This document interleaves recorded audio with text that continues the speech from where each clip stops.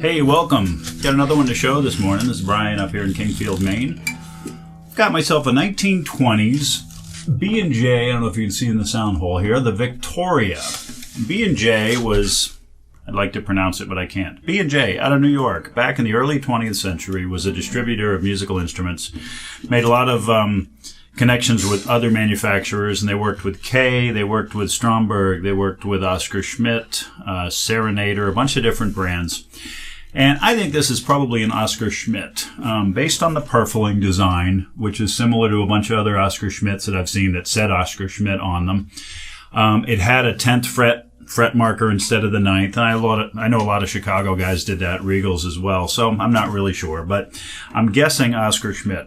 And you can read in my description everything I've done to this. I got it in pretty rough shape, had a kind of big oversized bridge on it that was cracked down the middle of the saddle. Fretboard was crumbling. Both braces and the transverse ladder bracing were cracked and coming loose from the top. It had one, two, three-ish, that's kind of the same crack. At least 3 decent cracks on the back. Neck needed to be reset desperately. And it was missing a big chunk of the headstock veneer right up here on this corner. So on the bench she went. Everything's been kind of redone to this. This is now X-braced with 1/4-inch scalloped tapered Sitka spruce. It's got a hard sugar maple bridge plate underneath the bridge. Brand new ebony pin bridge. Brand new ebony fretboard. Brand new gold medium frets from Stu Mack.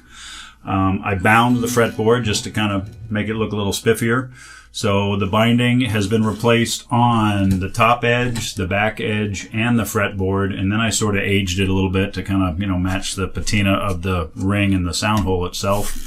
Very light touch up in terms of the finish. I didn't do a lot. I don't know if you can see it in the video, but the crazing along the back, the finish checking is just incredible. That center strip's pretty cool looking too, I think.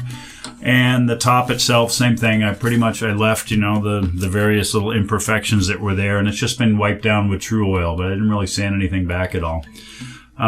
Really great shape. This is about the same size as a size 2 Martin. It's a lot smaller than even a single O. I had it hanging next to my 01228, and it looks tiny. Very similar to a Washburn. I'm looking up here on the wall. In fact, I'm going to step out of the video for a second. This is a Washburn, one of those new model 1897, so it's pretty much the same size as that.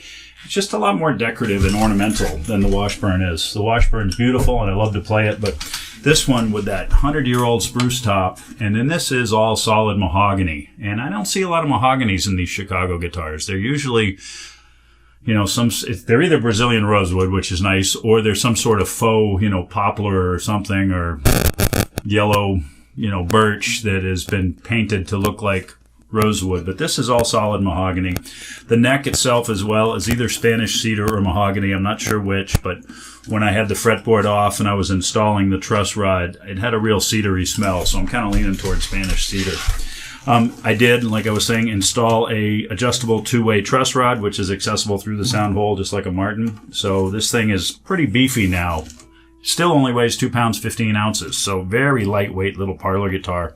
I've got it strung with 10s right now, phosphor bronze.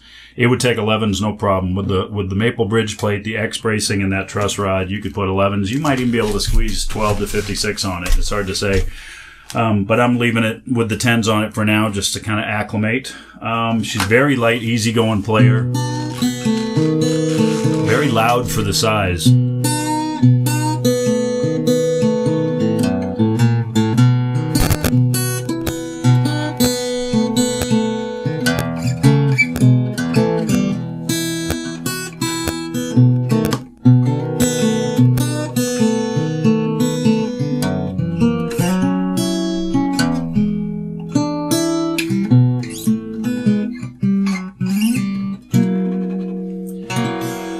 String spacing is 2 5/16, inch and 3/4 nut, so it's very comfortable finger style.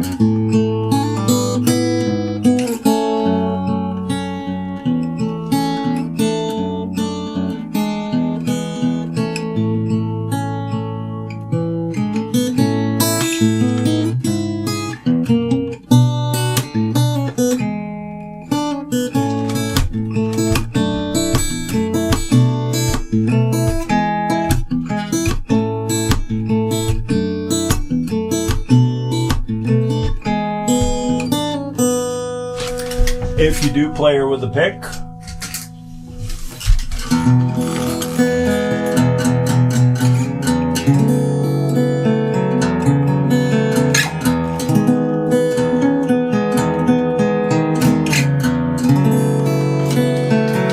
surprising amount of volume for something this size.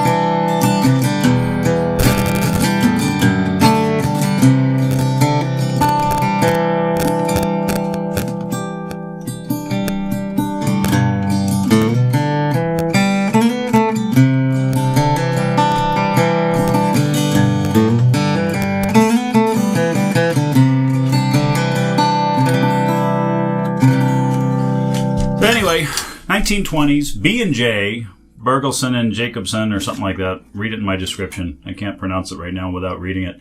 B&J Victoria, parlor guitar, 24 3/4 inch scale, all restored, Resto-Mod, good to last another 100 years. Look at that 100-year-old spruce top. Isn't that just a beautiful thing? Thanks a lot for watching. See you later.